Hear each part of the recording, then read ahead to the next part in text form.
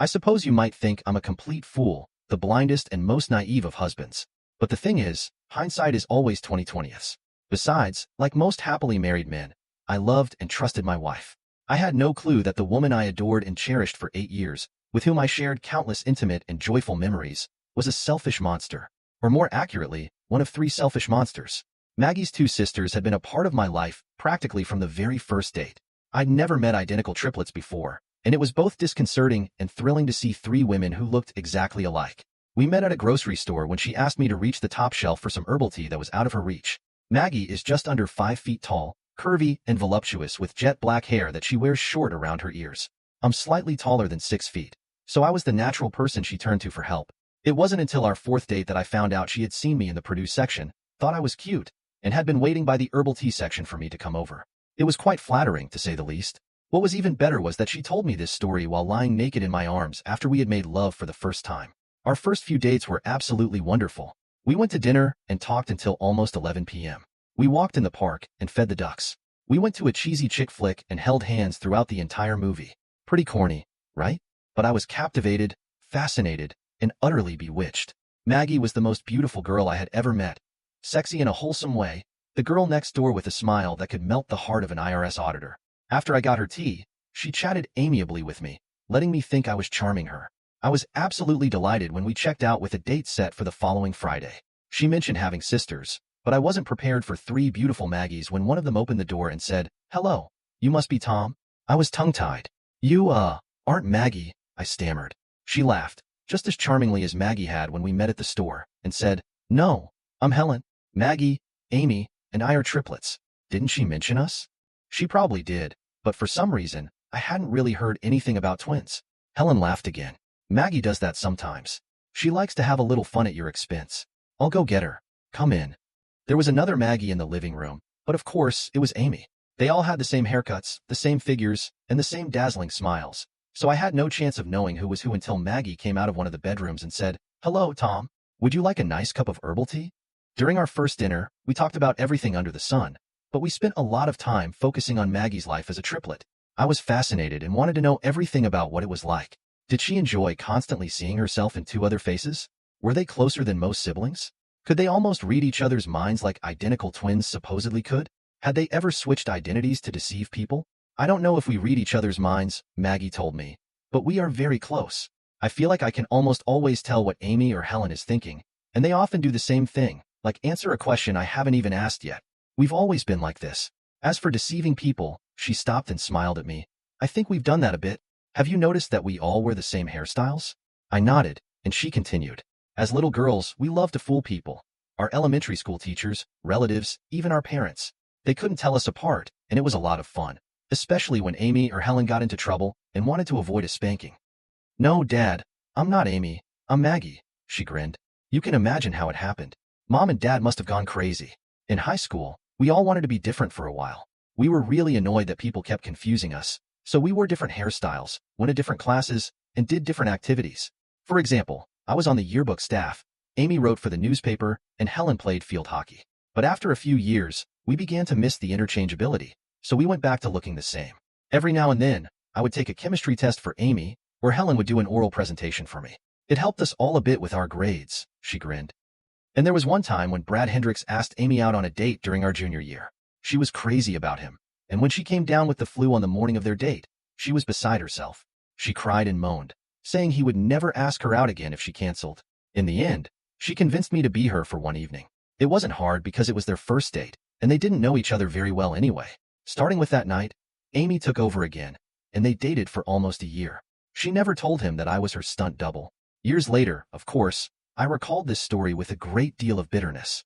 But at that time, I was sitting at a table opposite a beautiful, cheerful, charming girl I was already crazy about. The fact that she seemed to like me too was incredible, like a miracle. The three girls had gone off to college and were enjoying living on their own, but they also missed each other. So after college, all three moved back to Atlanta. They found a large shared apartment, and that's where I went to pick Maggie up for our date and where I first met her sisters. Fast forward 8 years. Maggie and I dated, fell in love, and got married 2 years later. I considered myself the happiest person on earth. I had a job at a graphic design firm, and since I had more computer experience than the older guys who ran the place, I was a valuable asset. I made good money, and we could easily afford a nice 3-bedroom house in a charming neighborhood, just a few miles from our work in the city center. And I think you won't be surprised to know who our neighbors were. 3 years after Maggie and I got married, Amy married a tall, rather dull guy named Ted, who worked in finance. He was friendly but not very interesting. They lived next door to us at the end of a little dead-end street called Maple Lane. Amy and Ted's yard overlooked the backyard of our house, and guess who lived there? You won't get any points because it was too easy. Helen, of course, with her husband Arnold. Arnold was the complete opposite of Ted. He was several years older than us, a short, cheerful guy who owned several bowling alleys in the area. He smoked cigars until Helen made him quit, told funny, often raunchy jokes, and was terrific company. They got married a few months before Amy and Ted. It was no surprise to any of the 3 husbands that our wives insisted on living so close to each other. They were almost like Siamese triplets, joined at the hip. Ted, Arnold, and I were used to them finishing each other's sentences, or seeming to say the same thing at the same time. We also became accustomed to their need to get together every evening, and I mean practically every night, to chat before bed. They would meet in one of our 3 kitchens around 9:30 or 10 p.m., chat a little, and then each go home to her husband. Even after 8 years of living with Maggie, I could never be completely sure which one of the triplets was which, and Ted and Arnold admitted they had the same problem. We all became very good at noticing what clothes each wife was wearing, or who was wearing a particular necklace or earrings. As we celebrated Christmas with their parents, Pam and Donald, it became clear that they had as much difficulty distinguishing between their daughters as we did. This doesn't mean that their characters were the same. Amy was a little tougher, a bit more prim and conservative than her 2 sisters. Helen, on the other hand, was wild. She drank a little more, told more dirty jokes, and would certainly be voted most likely to be a topless bar dancer among the 3 sisters, although I don't think she ever did. My Maggie was in between, and I thought she was perfect, sweeter and more outgoing than Amy, but more level-headed than Helen. So it's not that you didn't notice the differences between the sisters when we all spent time together. Rather, it was that you couldn't tell by sight or voice which one was which. In another way, you could say this. When they wanted to deceive you, you had no chance. Since none of us had children yet, vacations were easy to plan. As you might have guessed, Maggie and her sisters insisted that the 6 of us vacation together. So every summer, we took 2 weeks and went somewhere interesting. Las Vegas, a beach resort in Florida, or Italy for 1 year. We were a fairly compatible group, so the husbands didn't mind. But in exchange, I insisted on going away with Maggie for a week every year, just the 2 of us. No Amy, no Helen, no brothers-in-law. At first, this was a real point of contention, and there were some heated arguments and icy silences. Several times passed before Maggie realized that I was completely serious. In fact, it took 3 years before everything fell into place. I love your sisters, and I have fun with Arnold and Ted, but I want time just for us. Is it really that hard to understand? This is my deal. You get a 2-week trip with all of us every year, and I get 1 week with you alone. I must have given that speech 10 times, but it wasn't until the day before the trip to Italy, when Maggie came home from work and saw that I hadn't even started packing, that she finally gave in. There was a huge argument, but I firmly said that if she didn't agree to spend a week with me, I would stay home. She and the other 2 couples could go to Italy without me. More than an hour of screaming passed, all without my participation, and about 20 phone calls to Amy and Helen. Both sisters came to help Maggie calm me down, but I didn't give in. They were happy to explain to me over and over again how selfish and short-sighted I was being, and that no loving husband would be so adamant, etc. In the end, Maggie agreed to my demand, and we went to Italy. But for a few days, it was pretty cold between us, and her sisters made sure I knew I was in the doghouse. If it weren't for the encouragement of Arnold and Ted, who secretly rejoiced at my victory because it meant they would receive the same proposals from their wives, I might have given up and flown home early. But by about the 5th day, the romance and beauty of Florence had softened Maggie, and the rest of the trip was amazing, like our week on Sanibel Island the next winter. After that, every year we spent 2 wonderful weeks with Maggie's sisters, and 1 wonderful week without them. So what's the problem? This all sounds absolutely amazing, right? And so it was. The problem arose when we started trying to have children. Maggie and I knew we'd have them someday, but we were enjoying life as a couple, or as a couple glued to 2 other couples, too much to rush it. But when she and her sisters turned 30 and I was 32, the biological clock began to tick. She stopped taking the pills, and within a couple of months, Maggie and I started trying to make a baby. I had no objection to the goal or the process of achieving it. I have always loved sex with my beautiful, amazing wife. Our sex life was most often intimate and tender rather than rough and wild. We had 3 or 4 favorite positions, and the nights where we spent extra time being playful or creative became fewer and fewer over the years, as I think happens with most married couples. Maggie would surprise me from time to time. She would come into bed very horny and much more aggressive, and we would have sex several times a night. We always drank champagne on birthdays or anniversaries, and it always made her even more excited. But mostly, everything was more tender and loving, and that suited me. One night, after she had just ravished me, I joked with her about it and discovered that she didn't like it at all. It was Saturday, and when I returned from the grocery store with food for dinner, I heard her calling me from the bedroom, where I found her lying naked on her stomach on the bed, holding a bottle of massage oil. "I'm a little stressed today, cowboy," she muttered. "Do you think you could help me?" It was amazing. I worked her back and legs thoroughly as she moaned contentedly. Then I turned her over and worked her over first with my fingers, and then much longer with my lips and tongue until she climaxed 3 times. Then we had sex hard until I finished in ecstasy. For some time, we lay dreamily together. Maggie went into the kitchen and brought us some snacks. Dinner seemed off the agenda, and soon we were tumbling around again. When we caught our breath, smiling at each other, I said, "Wow, that was something, Maggie." Then I pretended to be deep in thought. Or wait, maybe you're not Maggie. Maybe I just got really lucky with Amy or Helen tonight. I'm not sure Maggie has ever been this excited. She couldn't help but understand that I was joking, but instead of a grin or a retaliatory barb, I received a cold look. "Tom, this is not funny. How could you think that I would ever do something like that? Do you really think that I will ever share you with my sisters?" As she glared at me, I felt the temperature in the room drop by about 10 degrees. "Maggie, forgive me," I said. "I was just joking, honey." I reached out to hug her, but she pulled away from me and stood up. "I'm going to take a shower," she said, still clearly angry with me, and disappeared into the bathroom. I heard the lock click behind her. For the rest of the night and most of the next day, I remained unnoticed. Maggie seemed determined to make it clear that some things were not to be joked about. Finally, at dinner on Sunday, I apologized again, repeating that it was just a harmless joke, and she seemed to relax a little. That evening, she let me snuggle up behind her in bed, and I breathed a sigh of relief. I didn't like it when Maggie got mad at me, and I made a mental note to never joke about switching sisters again, although it seemed funny that she would react so strongly to it. On our first date, she told me a story about taking Amy's place on a date with a high school student, and I remembered an incident a few weeks before our wedding when this topic came up again. Maggie and I disagreed over something small, like which hotel we should stay at for our honeymoon in Hawaii. I, of course, gave in to her, but during our humorous argument, I suggested that if she didn't want me, perhaps I would marry one of her sisters. She joked back, "I don't think they'll take you, baby. Both Amy and Helen aren't very deep sleepers, and I told them you snore sometimes. This will be a deal breaker. Better stay with me." "Rats," I answered. "Okay, if I can't have Amy or Helen, then I guess I'll still marry you." And that was the end of it. So I had absolutely no idea why, a few years later, she got so angry when I made the same joke. In any case, as I already said, it was the birth of a child, or rather, our attempt to have a child, that turned my life upside down. We tried and enjoyed it for about 10 months. I had heard of many couples who took a year or two to get pregnant, so I wasn't worried at all. But Maggie became increasingly concerned about the lack of success, and she insisted that I go to our doctor and get checked. So I did. I had fun sitting in a small room with adult magazines and getting tested, and then waiting for the phone call a few days later. It happened on a Friday while I was at work. I closed my office door and talked with Dr. Reynolds for a couple of minutes. "Well, Tom, you have nothing to worry about," he said. "The sperm count is slightly lower than normal. It's about 70% of the average for men your age, but there is nothing to worry about. Your sperm are healthy and strong, just not as many. You and Maggie should have no trouble conceiving, but it may take a little longer than some couples." This was good news, and I was looking forward to getting home and calming Maggie down. But for some reason, it slipped my mind at dinner. We had a long conversation about the politics of the city, and I forgot about it. The topic came back to me only at almost 11 p.m. that evening. The sisters' usual gatherings took place in our kitchen.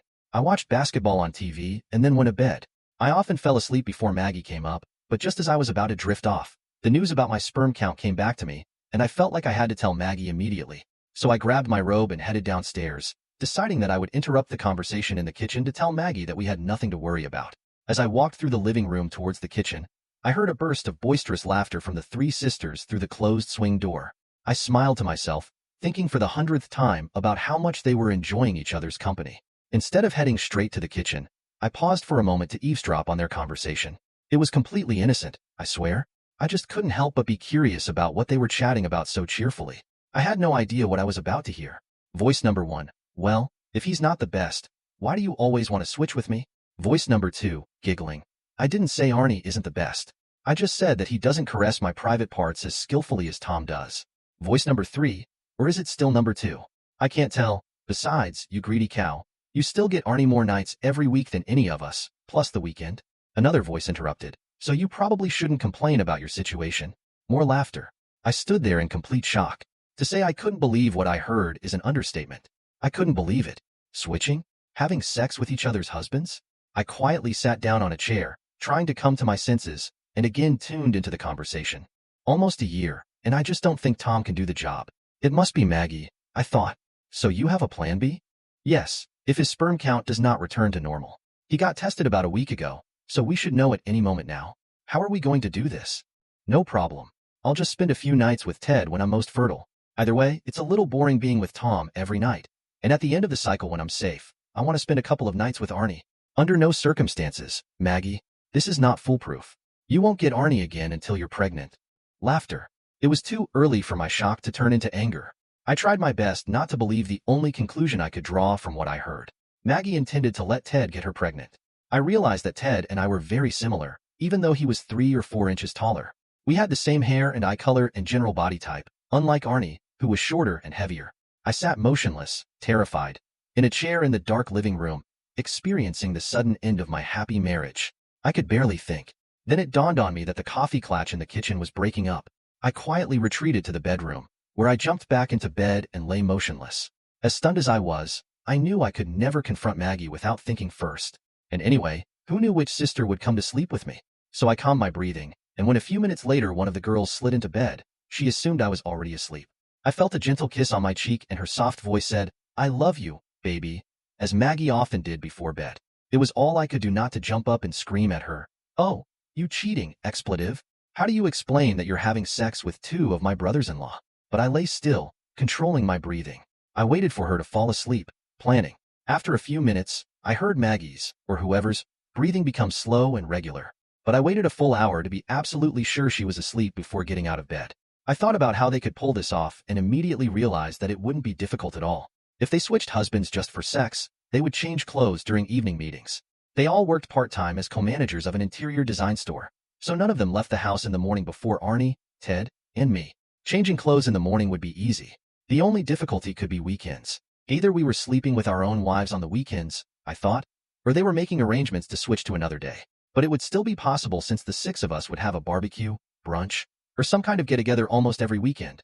If not, a quick trip to my sister's to pick up a catalog she prepared for me or under some other pretext. Figuring out the how wasn't difficult. I was puzzled by the why. You might think that we husbands would have known the difference. I mean, can't you tell your own wife from another woman, for God's sake? But here's the thing. We had no reason to be suspicious. We had no doubt, or at least, I had no doubt before, about the identity of the woman in my bed. And there was something else I realized early in our marriage. Maggie and I loved to lie in bed at night and just talk, either before or after, or instead of sex, we talked about our relationship, our plans for the future, work, our families, everything. But everything changed. I don't know exactly when, but a few years earlier, Maggie began to discourage late-night conversations. She would come into the bedroom after hanging out with her sisters, and we would just go to bed. We may or may not have had sex, but any conversations I tried to initiate were met with, "I'm very tired, honey. Let's talk about this tomorrow." In fact, for years, all of our important conversations, anything we said about our days or plans for the future, took place during dinner or earlier in the evening, never late at night in bed. This was probably a deliberate strategy. Since the women switched partners, the less conversation there was, the less likely it was that the wife would be caught not knowing something she should or not remembering something from the past. Once I was sure Maggie was asleep, I snuck into the office, found the ink pad we used to stamp our checking accounts, and dropped some permanent black ink on the tip of my finger. Then, back in the bedroom, I carefully made a small mark on her back, on the right side, about halfway between her shoulder blade and shoulder. It was no bigger than a pencil eraser, and she would never have noticed it if she hadn't looked at her back in the mirror. I went to the bathroom and washed my finger with warm water and soap. As I expected, the ink remained. Even vigorous washing only removed some of it. I worked the pumice stone on my finger for a while longer until what was left was so dull that no one could see it. Climbing back into bed, I smiled grimly to myself as I contemplated my next steps.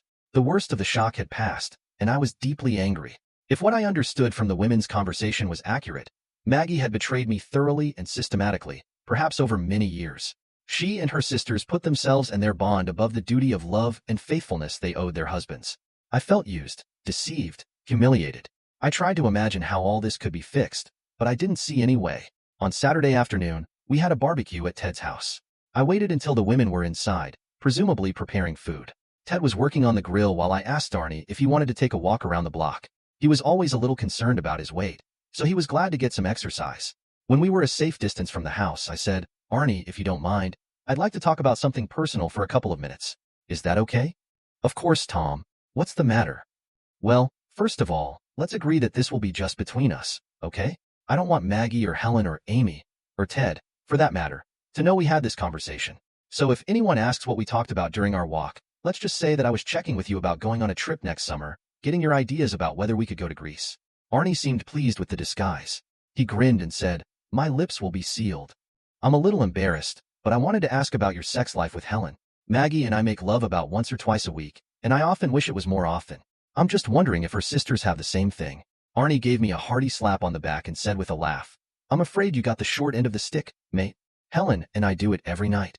Practically every night. I think sometimes we skip a night when she's on her period or one of us is really tired. But other than that, it's as regular as clockwork." He saw the expression on my face and grinned. Choose the wrong sister, huh? Well, how could you know? Or any of us, for that matter. I guess I was just lucky.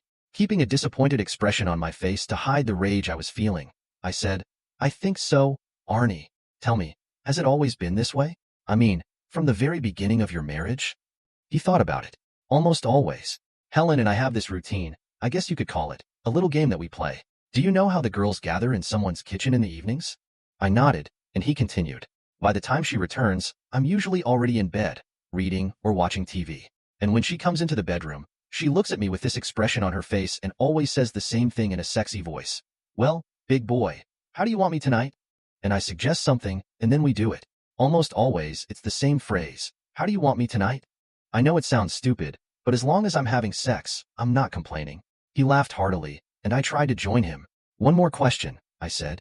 "Maggie and I used to talk a lot in bed, about ourselves, about our relationship, and the like. But in recent years, the bedroom has become almost only for sex and sleep. We don't talk anymore. Is Helen like that too?" To a large extent, we seem to save these meaningful conversations about relationships for another time of day. For me, it's not a big deal, I have to say, but I think it's almost like you and Maggie. A bedroom for sex, and then for falling asleep. As we walked back to the house, Arnie chatted mostly about the Falcons, his one great love besides Helen, and I tried to say, "Yes, I know," and really at the right moments. But my thoughts were far away, in some very cold, dark, deserted place, and I was very, very angry. I managed to get through the entire afternoon and evening without breaking down, although people noticed that I was a little withdrawn. I was determined to last another day. So after we left Ted and Amy, I took Maggie out for Indian food, her favorite, and spent the evening trying to be a cheerful companion. Around 10 p.m., Maggie, as usual, spent a little time with Amy and Helen, and when she returned and we were getting ready for bed, I walked up behind her, gently stroked her neck and shoulders, and looked for an ink trail. It wasn't there. Okay, it's all over now, I thought. Damn. Expletive, whoever you are. It's time for you and your sisters to feel the heat. "Honey," I said, "how's that scratch on your leg? Let me see." Whichever sister it was, she tensed a little. "Scratch?" she asked carefully. "Yes, yesterday after dinner when you hit the dishwasher door," I said, leaning over to look at her feet. "Oh, this," she said a little too casually. "Everything is fine.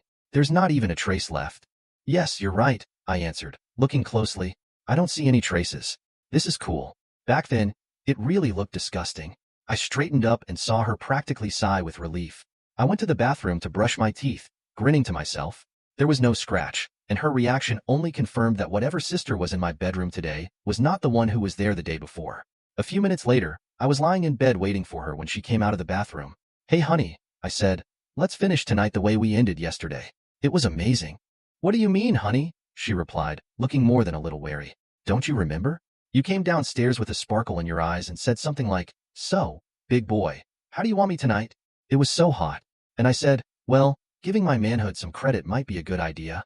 And then you pushed me back onto the bed and caressed and teased me until I went crazy. And then you climbed on top of me and rode me like a wild woman. God, that was fantastic. Don't you remember? For a moment, Maggie looked completely stunned. Then a pained expression appeared on her face, and I saw that she was thinking quickly. "Of course I remember, honey.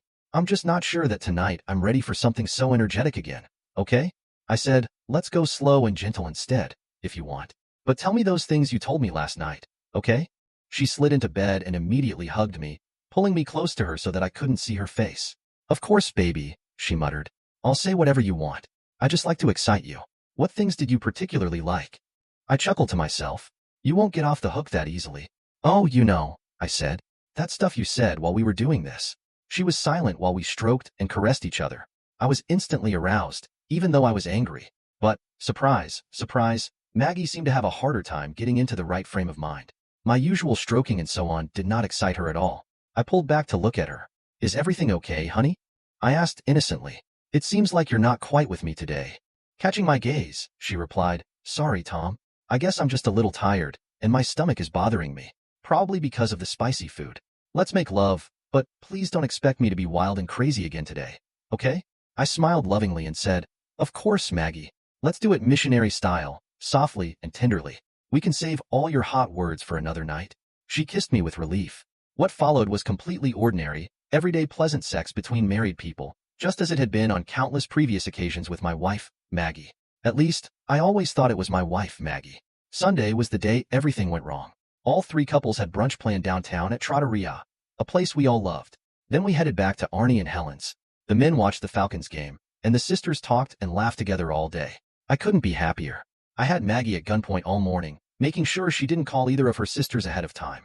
I realized that she was very angry, thinking that my Friday bed partner, whoever it was, had not properly informed her about either the scratch on her leg or the wild sex with me. When we were all seated in the restaurant and the waiter took our drink orders, not 10 seconds had passed before Maggie looked pointedly at one of her sisters and said, Helen, I need to powder my nose. Could you join me? And they left. Maggie with an angry and gloomy look, Helen with slight bewilderment. Several minutes passed before they returned. This time, they looked the same, pale and worried. They fumbled with their drinks and kept losing the thread of the conversation. Both of them tried their best not to look at me, but I saw intense glances whenever it seemed that I wasn't looking at them. As I suspected, Maggie must have blamed Helen for not telling her what she and I had done the previous night. Helen told her there were no such things, and they both started to worry, very worried. Only Amy seemed unaffected at first, chatting happily with her sisters and us. But after a few minutes, she caught the mood. She didn't know what was wrong, but it was very clear that something was wrong. As we finished our eggs Benedict, salmon omelet, and Belgian waffles, Amy said to Helen with carefully considered casualness, Helen, one of my contacts is really bothering me. Could you go take a look? When they returned a few minutes later, three pale and tense sisters were sitting at the table. None of them looked at me or took part in our conversation. Their nervousness and distress continued throughout the day, to my great delight. While Ted, Arnie, and I were enjoying the Falcons winning a game for a change, the girls were lurking in the back of the house. We didn't hear a word from them for 3 hours. And when it was time to leave, neither of my sisters-in-law could look me in the eye as we hugged goodbye. Dinner at our house passed in silence, although I reveled in putting on a cheerful facade by telling Maggie funny stories about work colleagues or our vacation plans for the coming year. She barely managed to smile or respond in monosyllables at appropriate moments. I could tell she was terrified. All evening, while we were cleaning the kitchen and watching TV, I pretended that everything was fine and watched Maggie with fear and horror in her eyes. Around 9:15 p.m., she said, Honey, I'll go see Helen for a while. Okay? Sure, baby. While you're gone, I'll probably pack my things and put them in the car. Of course, I'll need a truck for furniture and stuff, so I'll do that later in the week. The color disappeared from her face. Tom, what are you talking about? Why do you need to pack your things? I replied casually, because I'm leaving, of course. You don't think that I will continue to live in a house with a lying, cheating expletive, do you? She gasped and stared at me. Honey, I don't understand. I just looked at her, and her words were cut off. Of course, she understood, but she didn't know how to finish the sentence. See you when you get back, I said, and turned towards the stairs. No, Tom, wait, she screamed, her voice shaking, but I ignored her and went to pack my things. I thought her first step would be to call her sisters, and I was right. No more than 3 minutes later, Maggie appeared in the bedroom doorway and said, Honey, Amy and Helen are here.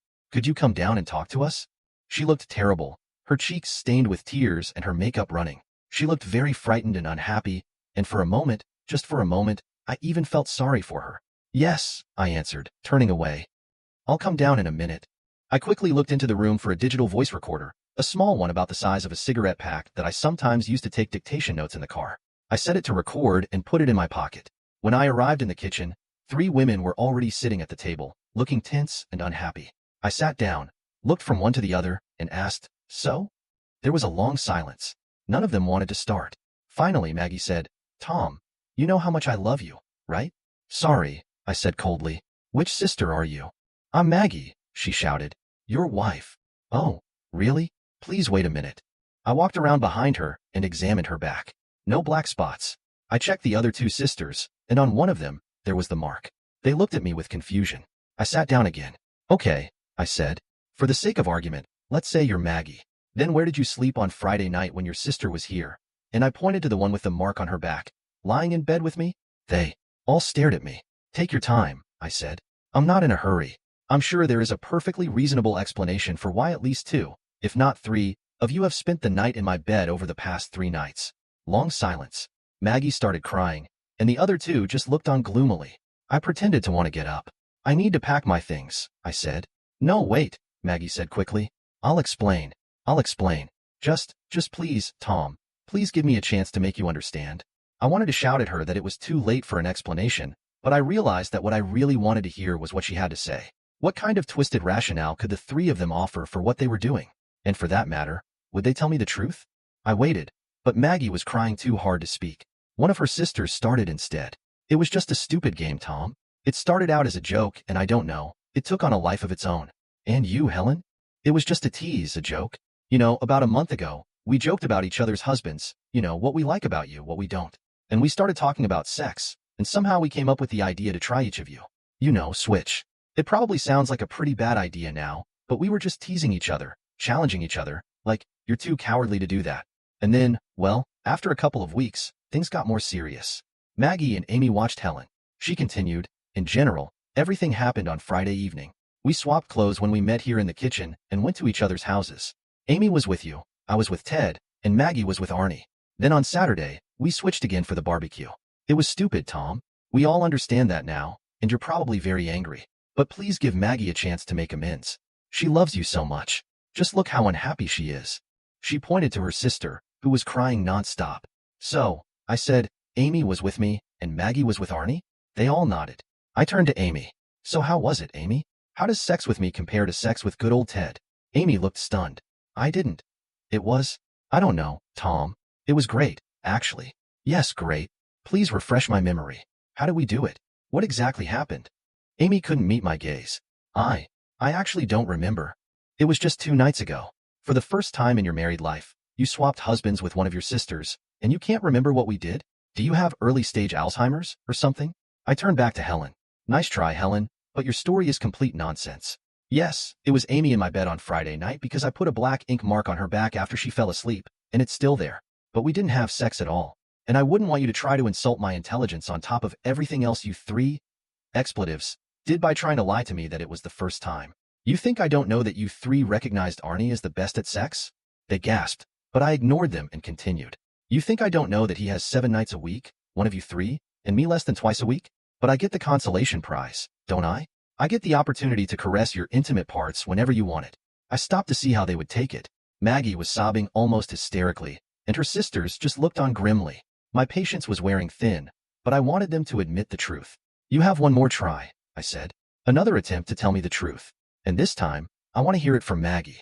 How long have you been cheating on me with each of their husbands?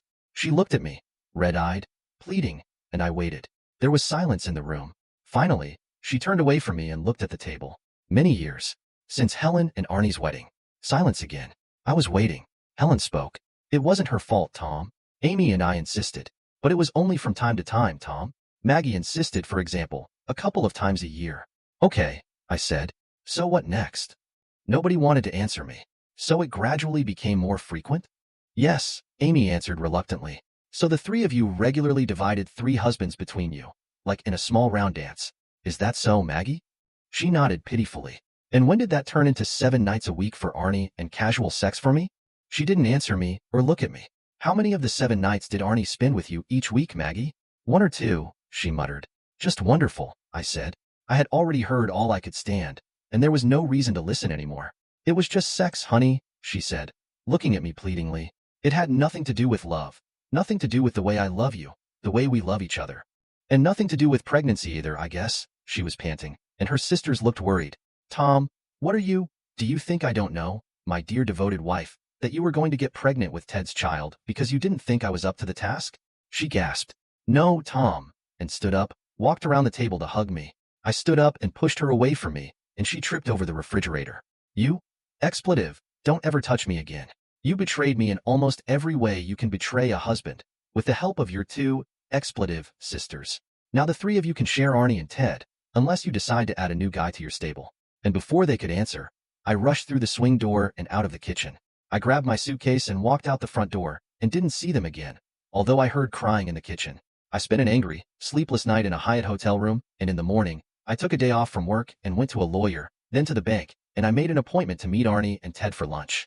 I did it so urgently that Ted canceled a scheduled meeting. We sat in a booth at the diner and ordered sandwiches, after which I wasted no time. Guys, I don't know if you will believe this, but our wives cheated on us.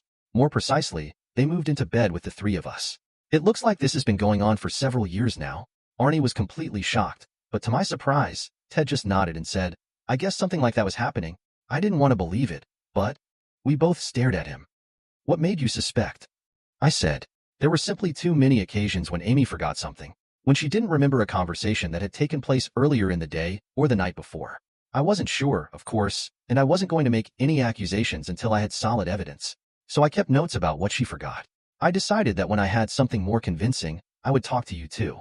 Anyway, how did you know? He asked. I told them about the conversation I overheard, and then about the ink mark trick. Ted looked thoughtful, and Arnie repeated, Unbelievable. Lord, unbelievable. When I finished, he said, Are you sure, Tom? I mean, it's so crazy. I said, Here is a recording of the conversation I had with the three of them last night, and played the tape without further comment. When it ended, we looked at each other gloomily and then began to talk seriously. Both Arnie and Ted called their offices and said they wouldn't be there that day. I said I was divorcing Maggie. There was no turning back. They didn't yet know what they would do. We talked for a couple of hours, and I realized that, ironically, I had never felt closer to my two brothers-in-law. They were both great guys, and I would miss them. I found an apartment I liked, came back with a truck, picked up a few pieces of our furniture, and moved into it. By the end of the week, I had removed the remaining clothes and belongings from the house. Maggie called me repeatedly at work and on my cell phone. I told my assistant to decline her calls and arranged for a new cell number. Keeping my apartment's phone number unlisted also turned out to be a good idea. I filed for divorce and began to make plans for my future life.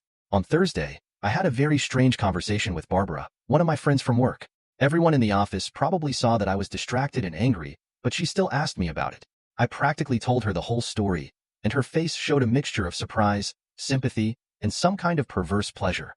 This made me angry, and I told her so. I'm so sorry, Tom, she said. Of course I'm not happy about what they did to you. It's just... She looked a little embarrassed. It's just, well, I always had the idea that you and I could, make a good couple. Barbara was not only a good person, generous and funny, but she was also tall and very beautiful. I was always vaguely aware of how attractive she was, but I was so in love with Maggie that I didn't even think about it. Now, suddenly, it seemed worth thinking about. She and I talked some more. We kept everything a secret, but Barbara saw that I thought about her in a completely new way. Through my lawyer, Maggie begged and asked for a meeting with me, for a chance to explain everything. I was sure that she would not be able to tell me anything that could change the situation even a little, but I met with her anyway. And I was right. We were in my lawyer's conference room, alone, about 6 weeks after I moved. I sat and waited. When she came in, sad but still very beautiful, I waited for her to sit down. So, Maggie, I said, how are you doing? Are you already pregnant with Ted's child? She blushed. No, Tom. I'm not having sex with Ted or anyone else, and I'm not going to get pregnant by anyone but you. You know, I said, that night when I overheard you in the kitchen, I was just about to tell you that Dr. Reynolds said my sperm were fine. A little low, but strong enough to make babies. There would be no need to rely on Ted's help. On the other hand, you still had sex with him and Arnie regularly, so I guess it doesn't make much difference. She was already close to tears. Please, Tom, let me explain everything. Can you let me tell you how sorry I am, how terrible I feel? Do you think you feel worse than I do, Maggie? She looked at me sadly and shook her head. Okay, I said with a sigh. Continue. But do me a favor. Don't tell me how much you love me. Don't tell me that what you did has nothing to do with you and me. Just don't. Okay? But Tom, this had nothing to do with you and me. It was, I don't know, just a crazy thing that Helen, Amy, and I did. We've always done this since school, our little game. Not meant to hurt anyone. Have you done this with all your boyfriends? Almost everyone we met for any length of time. My sisters and I have always been so close, and I think that, I don't know, made us closer. We shared everything. Clothes, gossip, friends, even boyfriends. I sat quietly and let her continue. What the hell? I was learning something. When you and I got married, I thought it would stop. And it did for several years. Wait a minute, I said. Did your sisters have sex with me while you and I were dating? She blushed. Yes, 2 or 3 times. I didn't really want to, especially when things got serious between us, but we had always shared in the past, and they were very persistent. Well, I said sarcastically, I guess I passed the test because you didn't leave me. She didn't say anything. Maggie, you just don't understand, do you? You played me like a fool just so you and your sisters could have fun. You've been having sex with Arnie instead of me for years because he was better in bed than me. Have you even thought about how this makes me feel? What the hell is so good about it? No, wait, don't answer. I don't want to hear it. Her lips trembled. Tom, I know it was terrible, but you also had sex with all three of us. But I didn't know that, you dumbass. Haven't you realized this yet?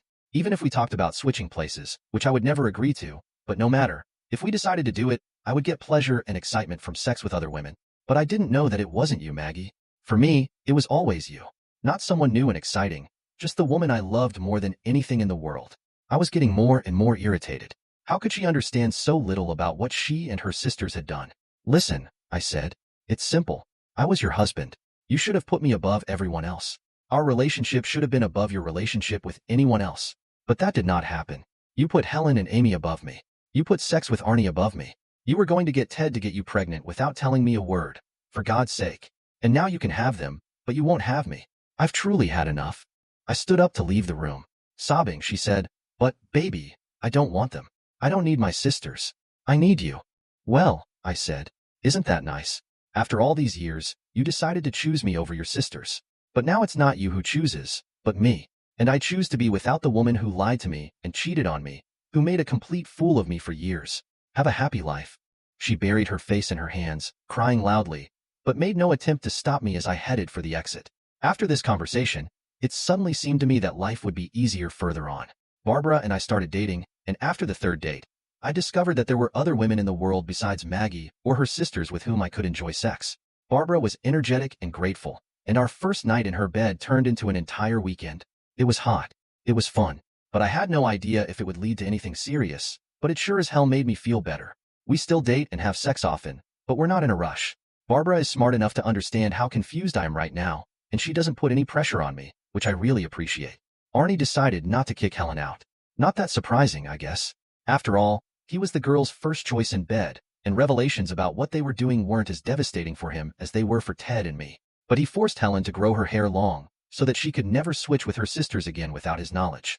He told her that if she messed with him one more time, with me, Ted, or anyone else, she would be penniless. And he said he wouldn't mind continuing to have sex with Amy or Maggie from time to time, but when he wanted, not on their schedule. Arnie told me that Helen looked pretty pissed when he said that, but she kept her mouth shut. She knows she's on very thin ice right now, he told me with a grin. Ted found a way to hurt Amy the most of all, even though he didn't do it intentionally. He got a really good job in Chicago and told Amy he'd be moving there in 3 weeks. You can move there with me, and we can find a counselor and try to fix our marriage, he told her. Or you can stay here with your sisters. Choose now. Amy is suffering. She can't let Ted go, but she also can't live without her sisters. Damn bad, if you ask me. Expletive her. Expletive. All three of them.